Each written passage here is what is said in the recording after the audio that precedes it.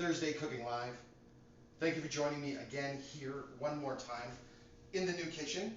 We've got everything set up today. We are going to get into one of my favorite dishes, and I know it's something that my young man has been looking forward to all day long since he found out we were making it on Tuesday. Tonight we are going to make just my version of extra creamy macaroni and cheese.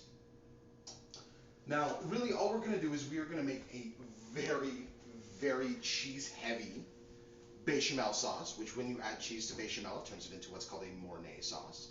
We're going to add a few little flavoring ingredients that I like to add to my sauce to just kind of change the flavor just a little bit, to give it a little bit of personality. Then we're going to bake it. We're going to cover it with some breadcrumbs and some cheese. We're going to bake it in the oven, and while that's baking, we're going to make a little bit of protein to go along top of it. I personally really enjoy mac and cheese where it's kind of come to now, where you can get lobster mac and cheese, where a really nice piece of butter poached lobster is cut up into nice big chunks and put right in, or sausage mac and cheese or whatever. Instead of putting something directly inside of it, in this case we are going to use a duck breast that I happen to have kicking around in my freezer. So we're going to do a really nice low, kind of long seared duck breast. We're going to render the fat really nicely. It's still going to be kind of a nice medium rare medium on the inside. And then we're just going to slice it up and we're going to put it on top. This way it allows you to add a really nice amount of protein directly into your dish without actually putting it inside and kind of mixing it around. So we're going to get kind of right to this because we have a little bit of a process to get to. First thing we're going to do is we're going to start with the bechamel sauce. Now, basically bechamel comes down to thickened milk. That's really all this is that we're going to make a roux using a standard butter and flour. We're going to add some milk to it. We're going to thicken that up. We're going to add some seasoning, and then we're going to start layering on the cheese. That's where all this comes from. That's where the creaminess, that's where everything comes from. It is this sauce. Now, the first thing we're going to start with is something called a roux. Now, what is a roux? A roux is simply butter and flour cooked together to form a paste, which then is a thickening agent, where you can add liquid to that base and it will thicken as you boil it out. Now, it's an amazing way to make gravies, to make sauces, all that kind of good stuff. I just have to step away for half a second here. If we want to just kind of we can take a look at the ingredients.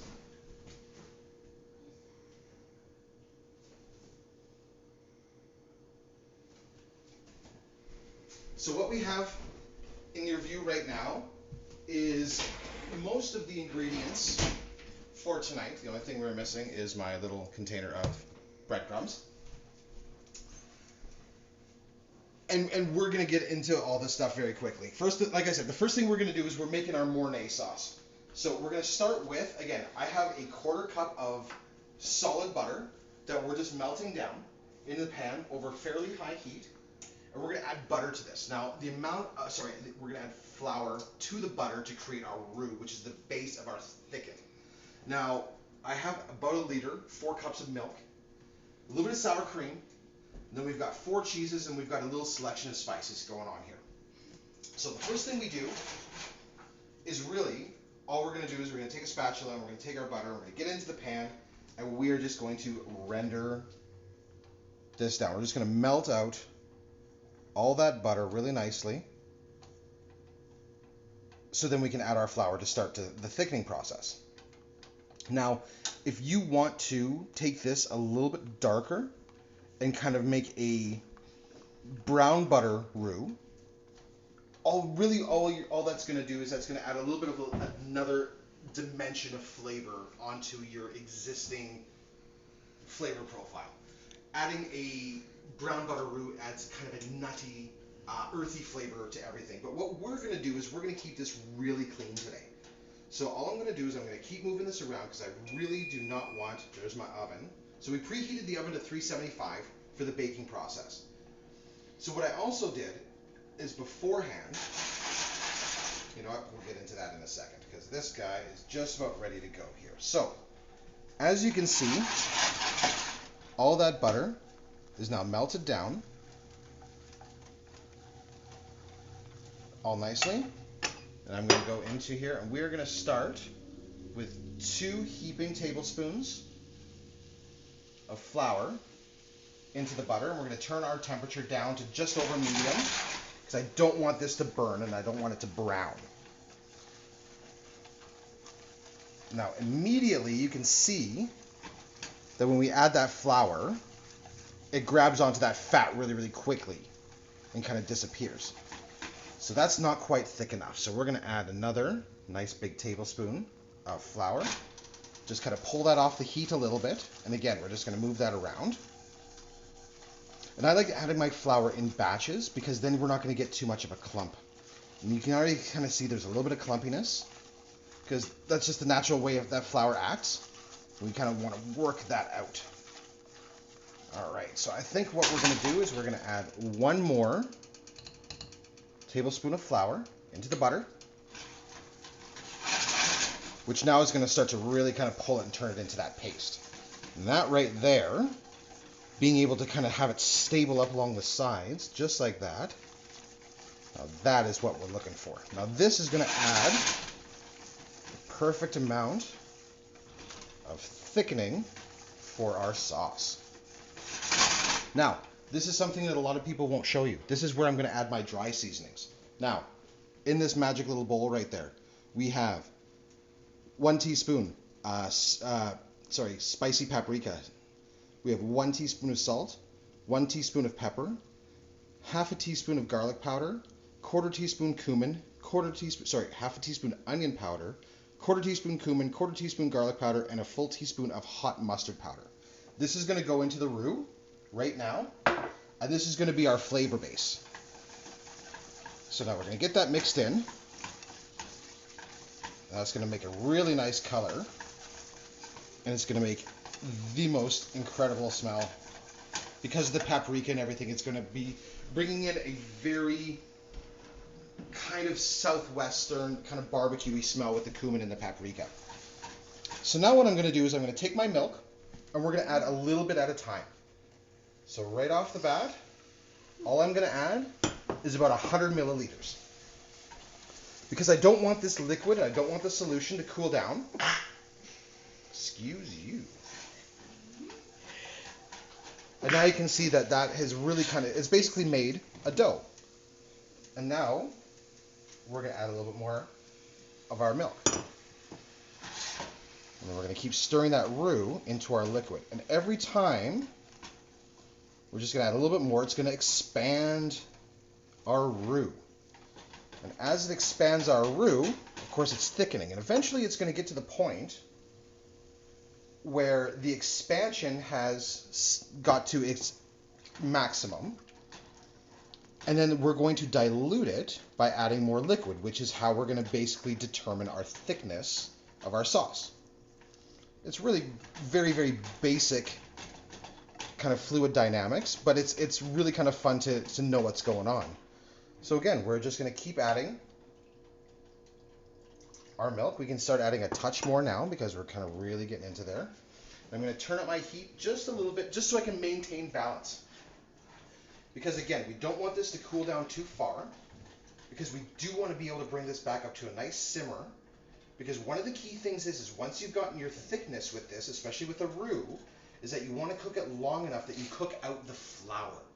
Now, when I say that is because using a roux, if you do not cook this afterwards, if you don't simmer your thickened liquid afterwards, even just a little bit, the flour is going to maintain kind of a chalky, very unpleasant taste and texture in your mouth. So, now we're just about halfway through our liquid, and we are starting to look like a crazy thick cheese sauce already.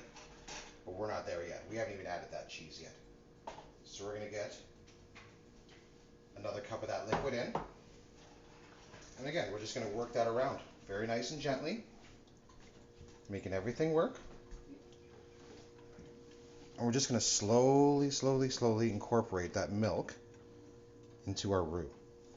Now, doing it this way, again, in my opinion, allows your roux to get into all the liquid kind of get into the roux, and really it makes a silkier, smoother, richer sauce.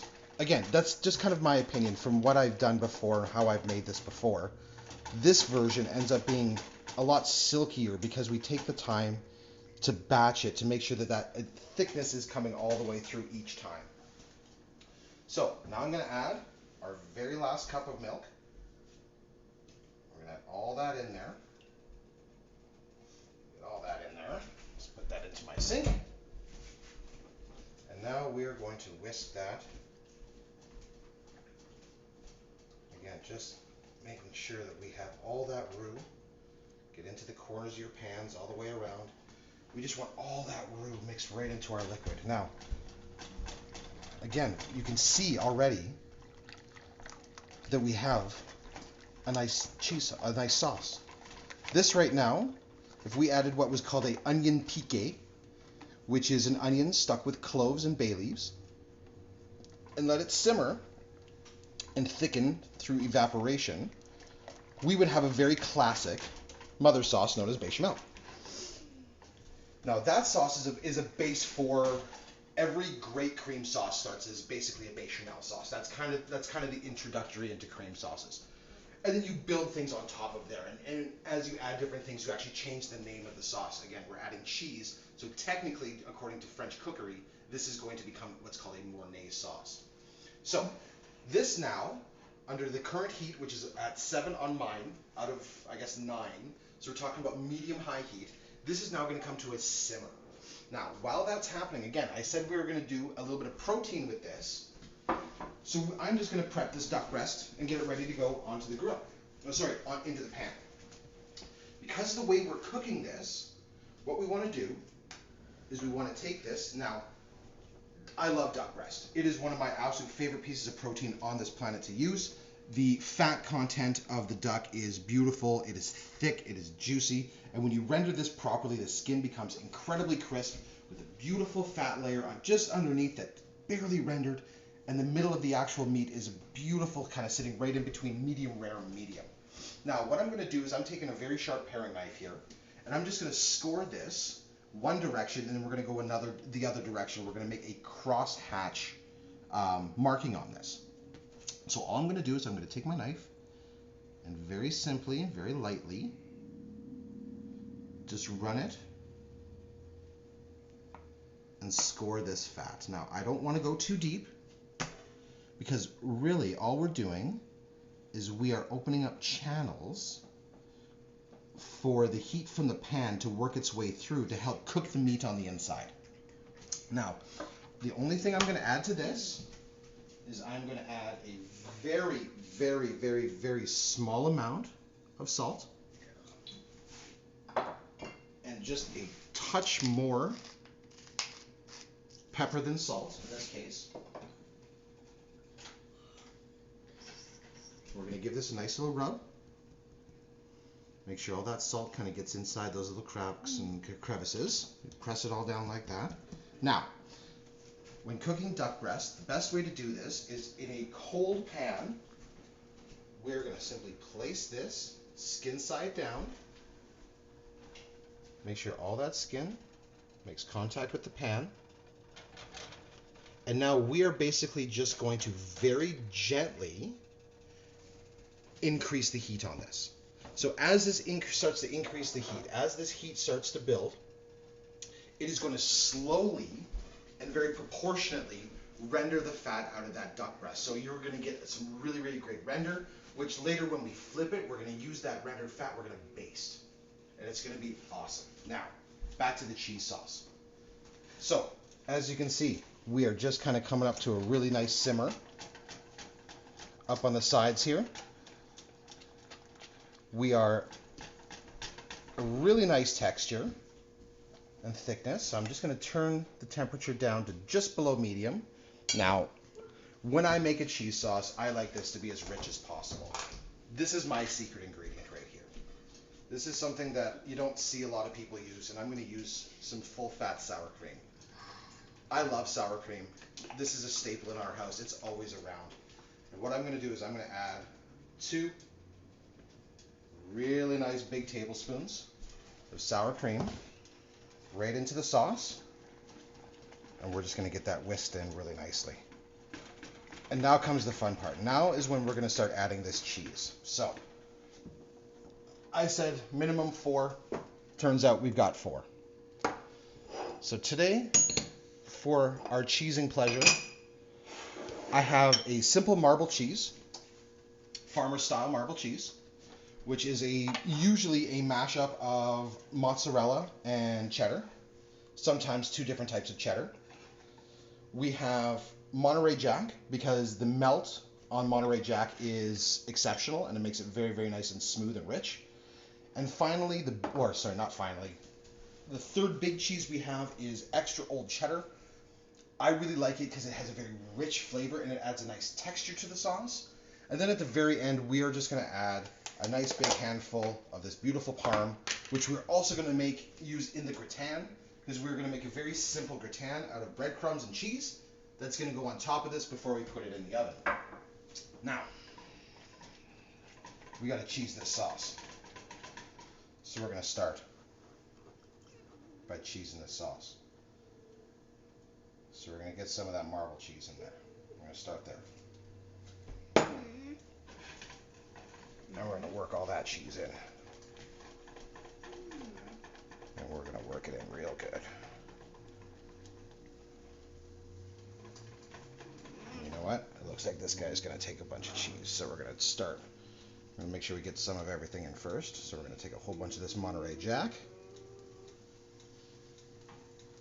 We're going to put that Monterey right in there. We're going to get that working around. Oh my goodness. The cheesiness that is in here right now is beautiful. All right, Monterey is in. Next up, we are going with the old cheddar. Again, super sharp, really, really nice flavor. And the milk content doesn't add a lot to the kind of melty texture, but the flavor is unbelievable. Now we are just going to keep whisking that all in until that all gets incorporated in there. Oh. Now it's to the point that we have cheese in here that when I'm whisking this at a good level, I can see the bottom of the pan, so you know we're putting a good amount of cheese. Now we're hitting the parm. Now the beautiful thing about the parm is that one of the reasons why we added a lot less cheddar. Yeah, go eat that. Go eat a bowl of shredded cheese there, buddy. I want to eat that. You can have that one. So we get the parm in there. So again, the one thing I love about adding the parm in here is that it has a very nice salt quotient. So it's really, really nice and salty, so you don't have to add a lot of extra salt. So now that we have that much in there, oh, that is looking good. We can get some more cheese in there. So we're going to take the rest of that Monterey Jack. Oh yeah. Camera wife, you can totally get in on that shredded cheese action. We're going to put some more of that cheddar in there. And we're going to put some more of that in there too. Alright, here you go. Have some cheese there, big guy. Yay! Go. And now we're just going to whisk that all in there. Oh. This might be somebody's sexual awakening, I'm not sure. But it might cause an awakening in somebody. Because there is an erotic amount of cheese in here. So, now that you can see the bottom of the pan. That means you've got enough cheese in your sauce. I honestly don't think I can pack any more cheese in there. So that is as cheesy as that sauce is going to get. Now, like I said, I promised you 4 cheeses, and by God, I gave you 4 cheeses. Cheese's crust, I gave you cheeses. Okay. So, next thing we're going to do. Get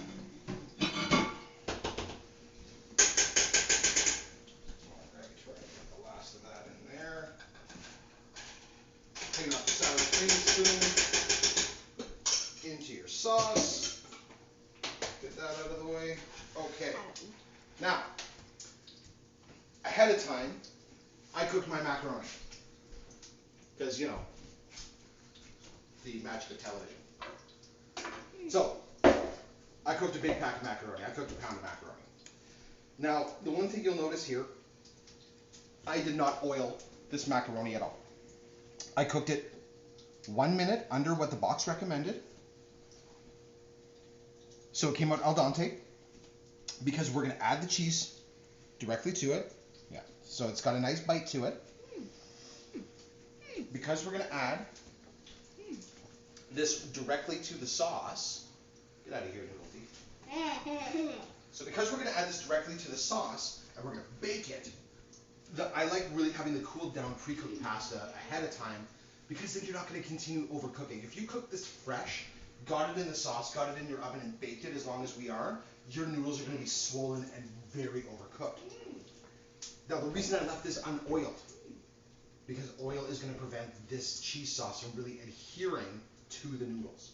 If we oiled this, it's basically like you're adding that shiny coating on the outside, and that noodle is not going to absorb all that cheesy sauce. We want that cheese sauce. That's what this is all about.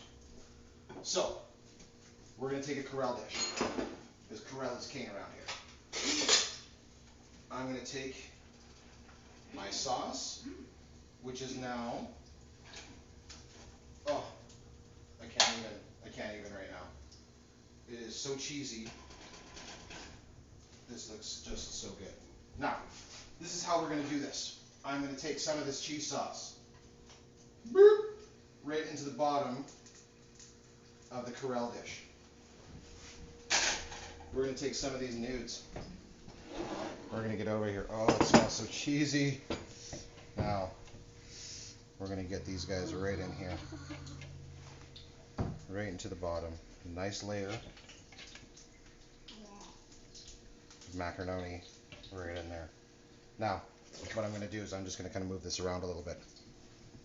Just going to stir up that last little bit there. Just to get that bottom layer super cheesed, but just look at that. Look how thick and luscious and just cheesy goodness that is. Now, what I'm going to do now is we're going to take the rest of these noodles and we're just going to pop them into here, into the sauce. Now, you might be looking at this and going, Chef, that looks like a lot of cheese sauce for how many noodles? Right. I said this is going to be the extra cheesiest, soupiest, sauciest, just most ridiculous macaroni and cheese you've ever seen. And I'm not one to lie. So we're going to take that, we're just going to pour that all in there.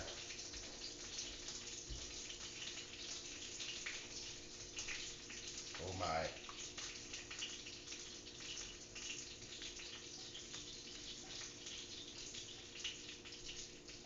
Okay. So that's insane.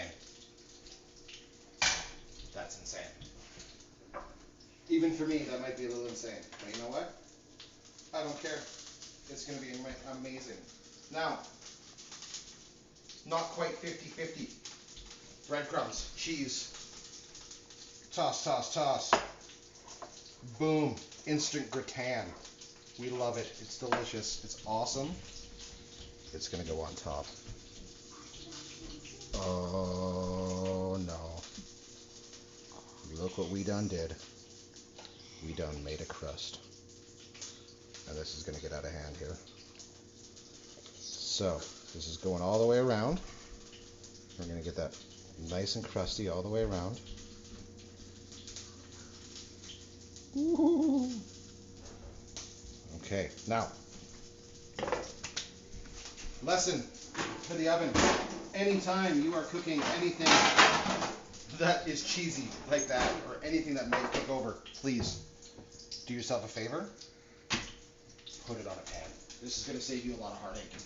Now, this is going to go into the 375 oven on the bottom rack, close to the heat. That right now is going to bake for about 10 minutes. I'm going to set a quick timer.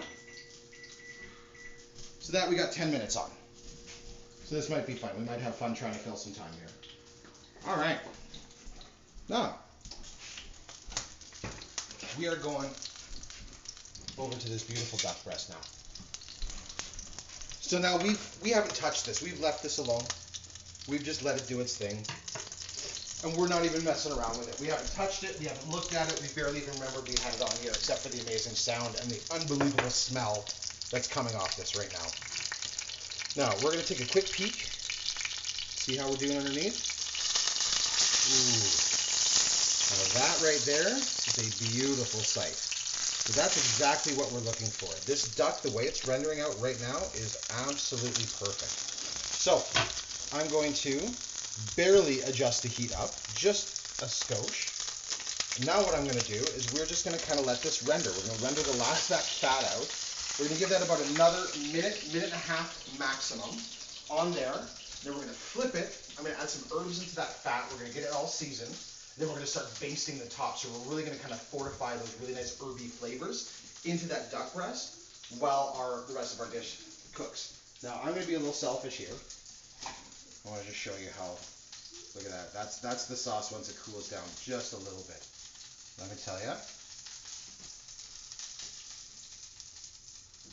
It's so cheesy. It is actually, it's borderline ridiculous, actually, if I'm going to be perfectly honest. It might be a little nuts.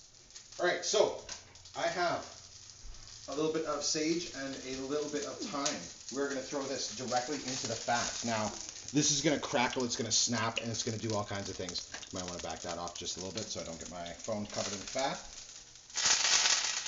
Just like that. So what we're doing is we are basically just frying those herbs in that duck fat really quickly. And now I'm going to take my tongs and I'm going to flip that duck breast right onto the side. And we're going to press that down just a touch. And while that's doing that, we're going to take a big spoon. We're going to just kind of tilt this up a little bit and take that duck fat. And we're just going to baste all that duck in that duck fat. Now really all we're doing is we're just assisting the cooking process by continually adding a heat source to the top of the duck. Now every once in a while we'll let this rest. Now my herbs have done their job in the fat, so I'm going to take these off and we're actually just going to put them right on top. So now whenever I put that rendered duck fat across the top of these, we're now going to be extracting the oils and all the deliciousness directly out of the herbs on top of that duck. And again, we're just infusing flavor at this point. All this is driving these amazing herb flavors through the vessel of the fat into the duck. Whew. Apparently my voice decided to crack right there. The duck! The duck! But what's beautiful about this is an amazing technique also to use with steak.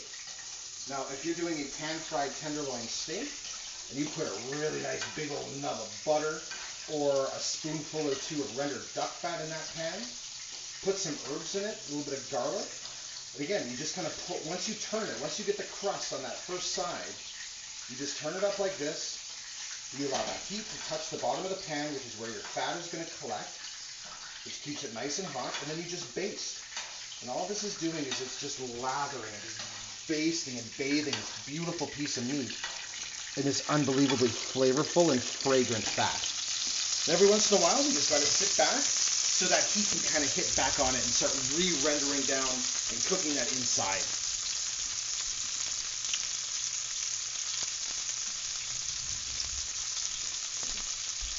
So, one thing I do love about duck, and a lot of people kind of overlook, is duck is incredibly lean. Even though you are seeing a lot of fat,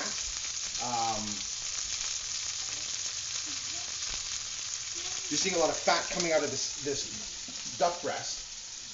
Again, it's only the top of that duck breast that's really fatty. Once you get into it, this is a very lean, incredibly delicious red poultry meat, which you can serve medium rare, which again is an absolute luxury if you know what you're doing and you cook everything properly. So looking at my timer real quick, we're about 5 minutes out, which is absolutely perfect because this is going to need about less than 5 minutes here.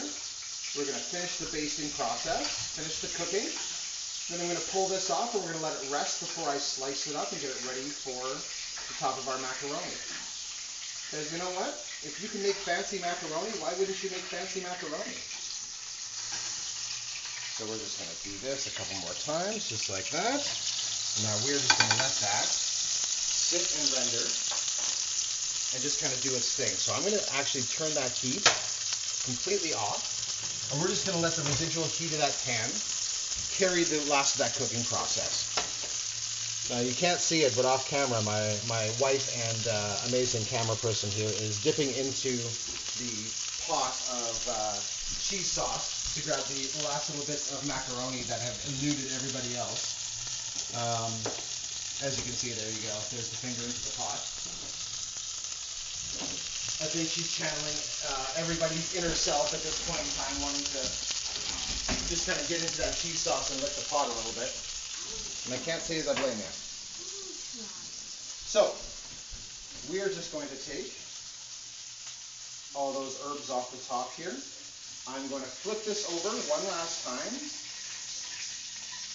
Tilt my skillet so all that fat renders down on the top one last little bit. Just because we want all that flavor, and duck fat is so delicious, and I don't like letting it go to waste. All right. So now, we're going to take our duck, and this is just going to go off to the side. And now that is going to sit.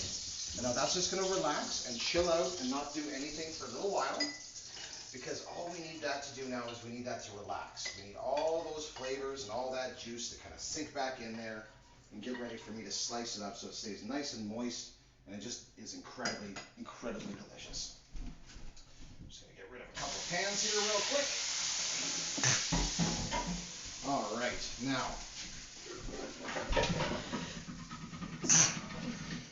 Oh, once again, bless you in the chat, please. I should make that a command. Make it a command. Command, bless you. All right, so now that that's sitting and relaxing and resting and doing its thing, we've got 2 minutes and 10 seconds left on the timer. So at this point in time, we're just going to take a quick peek inside here. Oh, just keep it over on the table for now. Yeah. Yep. So. I'm a healthy boy. Oh my goodness. All right, so that's baking up really nicely. So 2 minutes left. Looks like 8 minutes is going to do the time on that. We're looking really good. Now, like I said, this is not one of those mac and cheeses you're going to be able to scoop out and get like a chunk. This is going to come out like cheese soup with noodles. This is going to be the creamiest, most amazing thing ever. Now, this is where we're just going to shift this real quick. We're going to shift over. We're going to clear that. We're going to go over to the broiler. We're going to broil on high, because now we want to toast that gratin. We want to get that toasty breadcrumb and cheese so golden brown and just awesome and crusty, because it's going to offer an amazing contrast to the super soft and very cheesy, creamy insides. So now that this is shifting over, it only takes a couple of minutes. And all we're doing is, again, we're shifting from the regular heat to the broiler heat. If you were not familiar with that, all it does is shift your heat source from the bottom to the top. Usually your oven settings are either high or low, sometimes 500 to 525. I generally broil at the highest heat. I like it because it gives that beautiful crust on the top. That's what we're looking for. We almost want to burn those breadcrumbs just a little bit. Just a little bit, just to kind of get that just so toasty and so crunchy, because it's going to offer, such, like I said, such an amazing contrast of texture to everything else that's going on. So we're just going to get that out of the way there real quick. And now it's really just a game of kind of watching this and paying attention to making sure that we don't burn it, obviously. We want it brown, but we don't want it burnt. So we're going to take a quick peek in here. And oh my, we might move that. Oh goodness. Oh, it's heavy. Oh no, that's going to be too high up top. All right. We're just going to have to wait. Oh, it smells so good. Oh, it smells so good. All right, we're going to get a serving spoon out here, because that's what we need for this. We're going to get some forks out here, because that's what we need for that. All right, now, I that duck breast is resting up nicely, all I'm going to do is I'm going to grab a paper towel here because I'm just going to pick this up. I'm going to pull some of this juice that's rendered out just simply whoop, off the board just to keep myself a little bit neater and tidier. So we're just going to dry the bottom of that off real quick. Ooh, I'm excited for this. So, there we go. So, we just pulled a little bit of that juice off there just to make slicing a little bit easier. Once again, keeping an eye on this. Oh, good goodness, that is just about done. In fact, we're going to clear that off. We're going to pull this up because now it's time to just let this rest for a minute while we slice the duck and get ready to serve. So, out of the oven. Oh, I can't even tell you how happy I am with how that smells and how that looks. That right there is the creamiest. Just look at the shake. Look at the shake on that. There's so much cheese sauce in there. It's unbelievable. I want to see. So, we're going to let that sit for a second. While that sits, I'm going to cut up the duck. So once again, just using a very sharp knife on a little bit of a bias.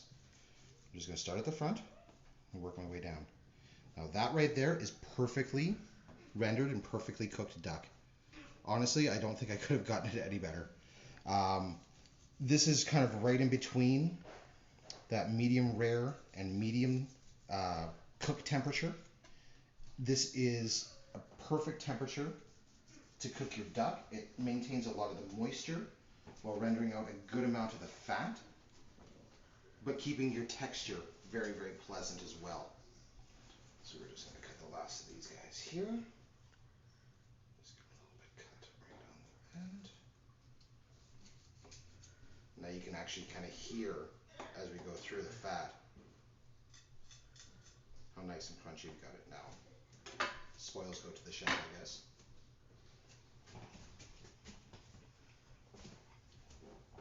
It's if you've never had duck, it's hard to explain. It's a very simple, very neutral flavor. Give that a try, bud. How? What do you think? Chewy. But Lots of flavor. I'll give it 99. oh, 99. That's a pretty good score. Actually, no, 100. Okay, hey, it's got a clear 100, so that's a pretty good score from a 7-year-old. All right. Now it's time for the pièce de résistance. Please let me eat that all. You will get your bowl full in a minute there, my boy. Just wait until we are done. All right, so, again, to kind of give you an idea of how bouncy and cheesy this is. Yum. Here we go. As soon as you break the seal on that, it just liquefies. We're going to get in there. Oh, baby, yeah. Look at that. Look at that creamy, delicious. More cheese than you should probably eat in one sitting mac and cheese. Some of that gratin on top there, just like that. And then all I would do is for this one's going to be for the young man, so we're just going I to don't give want him, any chicken. we're going to give him one piece of I don't duck. want duck. This is just going to go right on top, just like that. So then it is easily removed afterwards if somebody doesn't actually want to eat it. So, what we've done here is a very simple, albeit elevated version of mac and cheese at home. Other than really adding some extra cheeses and a little bit of extra different seasoning profiles, this is a very basic, simple thing. This is probably the mac and cheese that you very well may have grown up on. All we did is we just jazzed up the flavors and we just added a little bit more technique. That's it. That's all it was. So thank you once again for coming on in here. Thank you so much, everybody who decided to come by and join me once again on my Thursday night cooking stream. If you don't already follow me on Twitter, please do, Uncensored Chef with 2 F's. Obviously you're here, so you follow me on Twitch. That's super great. If you're just watching and you're not following, please hit that follow button. It helps us out a lot. Let me know how many people are kind of hanging out with us. And yeah, we'll be back tomorrow morning with a little bit more gaming, and then next Tuesday and next Thursday we'll be back with cooking in the kitchen. So once again, my name is Scott. I am the Uncensored Chef. Thank you for joining me in my kitchen. We'll see you guys next time. Eat well.